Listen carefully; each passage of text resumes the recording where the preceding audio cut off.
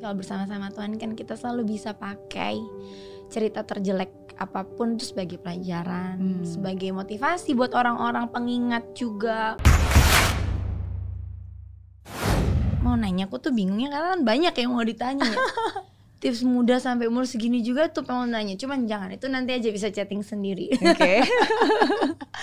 Aku tuh cuma penasaran, kan kalau sebagai kayaknya kan Cimer tuh selalu positif, selalu mengedukasi orang-orang dengan hal yang baik, dengan ilmu yang bagus-bagus dong pastinya gitu. Tapi pernah gak sih sendirinya tuh ngerasa you're not okay, and then pengen berontak gitu? Entah how kamu menghadapi itu gitu? Karena kan image-nya udah terlanjur baik, gak mungkin, you cannot mess up. Nah itu, tapi pernah gak kalau sometimes I'm not okay loh ini, tapi gue harus gila, gue nih apa logonya kebaikan. Aduh masa sih, serem banget. Ya ilmu dan iya dong, karena yang ngajar kan pasti yang baik-baik. Walaupun nggak melulu ngomongin Tuhan ya, pasti kan ngajarin tentang kerja yang baik, ini yang baik, ini yang baik. Tapi pernah gak sih nggak oke? Pasti dong, pasti. Ya namanya manusia. Saya selalu bilang orang yang nggak punya masalah, selama kita masih berada di atas tanah, berarti kita akan selalu berhadapan dengan masalah. Orang yang nggak punya masalah ya hidupnya di bawah tanah, alias udah nggak ada napasnya lagi. Tapi ngadepinnya gimana? Terus yang ditampilinnya gimana gitu loh maksudnya? Apakah harus jadi pura-pura oke atau? Pengen tahu. Oke. Jadi kalau buat aku pribadi, definitely ada seasonnya itu pasti ada, dan mungkin yang cukup aku merasa nggak oke banget itu personally itu sebenarnya justru 3 tahun terakhir nih pas lagi masa-masa pandemi gitu. Karena kan pertama udah banyak hal, banyak responsibility, banyak uncertainty gitu kan, dan semua berjalan di saat bersamaan gitu kan. Tapi aku bersyukur banget karena walaupun I know I'm not okay, satu hal yang aku selalu ingetin kepada diri aku sendiri adalah I cannot deny. Jadi saya nggak akan pernah kayak enggak kok, aku okay kok gitu. Nah cuma at the same time saya harus bisa menyalurkan dan mengekspresikannya. Itu tetap harus dikeluarin sih, karena kalau enggak itu tetap akan jadi racun kan. Itu hanya akan bom waktu yang saya pendam, dan itu akan nggak baik gitu buat saya. Itu juga nggak baik buat orang-orang yang bersinggungan dengan saya, keluarga, anak gitu. Nah jadi tetap ada pengeluarannya. Tetap. Tapi saya juga tahu bahwa saya harus bisa mengeluarkan ini. Pertama-tama yang biasa saya lakukan adalah saya mencoba untuk mengenali perasaan ini gitu.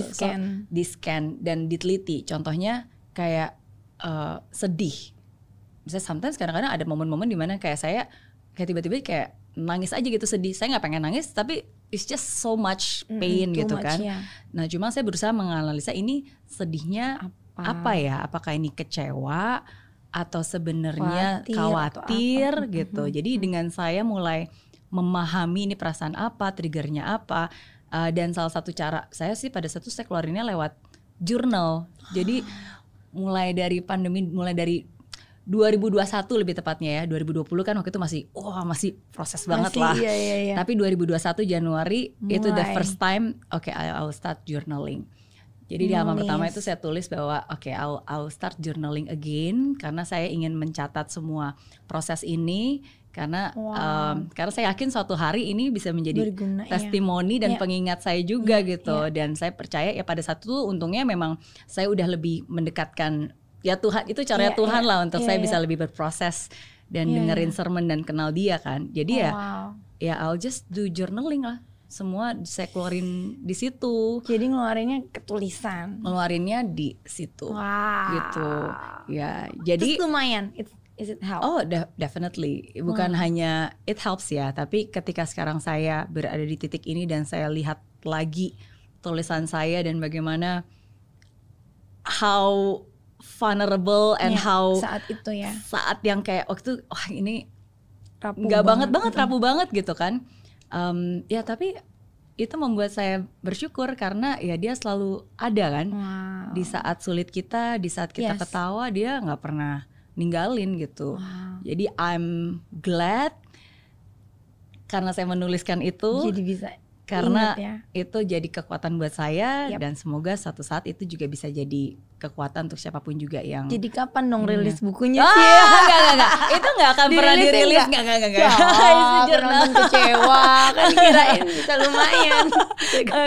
Itu Enggak. cuma pengeluarannya sendiri itu, aja ya itu berarti. cara untuk saya mengekspresikan. Bahkan my husband don't even read it. It's just, iya. Ya kecuali kalau dia ngumpet-ngumpet, ini istri saya nulis apa ya? Kecuali kalau dia kepo. Iya, kalau dia kepo. Tapi kan tulisan tangan saya scribble. Dokter. Nggak ada yang tahu, cuma saya dan Tuhan yang tahu.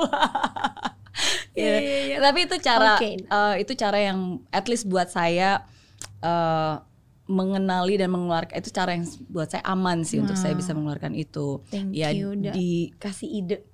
Iya, soalnya kan kadang-kadang kalau di depan, again kita harus tahu mengeluarkannya ke siapa iya, gitu ntar kan. salah-salah. Iya, dan tujuannya untuk apa? Malah nggak memotivasi orang lagi, ntar dia ikutan keseret-seret sedia sama kita, kesian juga. Betul, dan satu hal yang selalu saya paling anti tuh, I do not want to be a victim mindset gitu. Saya nggak mau kayak seakan-akan kayak ya korban gitu. I'll take responsibility. Cuma ya tetap di sharingin, kalau nggak ke situ, kalau nggak curhatnya ke Tuhan, cerita aja gitu. Jadi ya gitu sih. Wow, terima kasih. Thank you. Udah dijawab pertanyaan. Semoga bermanfaat. Manfaat banget. Kalau dia nulis ya, kita kemana ya? Ya, jadi itu sih.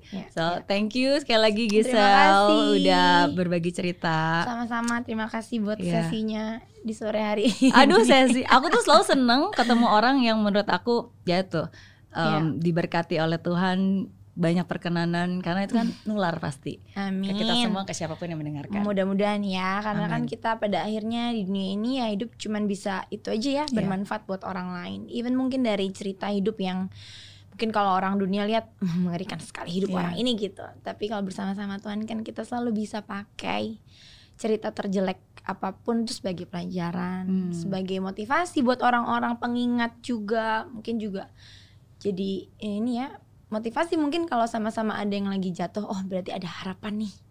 Kita untuk hidup di depan lebih baik. Amin. Thank you. Sukses Terima buat kasih. kamu, sukses buat Madam Gi. Amin. Terima kasih, sukses juga buat ininya. Kapan nih ada live TikTok sale gitu? Selalu ada. Kita sale terus. Sampai yang ini kadang-kadang jadi 35.000. Sale terus pokoknya. Murah. Paling banyak promonya berarti di TikTok atau di Instagram, ada di mana-mana. Ada di mana-mana, banyak di semua e-commerce. Sukses terus buat kamu. Thank you. Terima Sama-sama. kasih.